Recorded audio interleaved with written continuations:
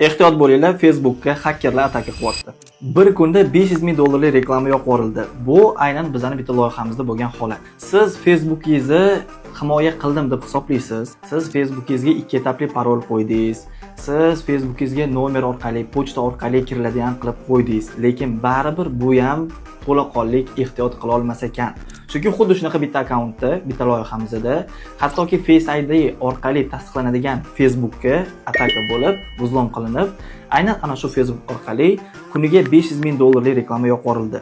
Siz o'ylashingiz mumkin, mana shu akkaunt nima $500,000 yoqib yuborgan bo'lsa, parogiga yetib kelgan o'chib qoladi reklama deyishingiz mumkin, lekin bu kabinet aynan перечисление, ya'ni bank hisobi orqali to'lanadigan kabinetda. Bularning parogi juda ham katta bo'ladi.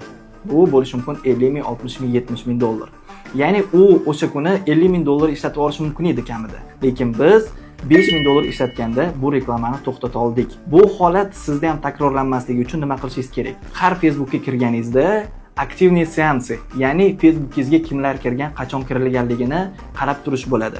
Agar siz o'zingizga notanish bo'lgan qurilmani ko'radigan bo'lsangiz, darhol parolingizni o'zgartirishingiz va Facebook texnik poddershkasiga yozishingiz kerak bo'ladi.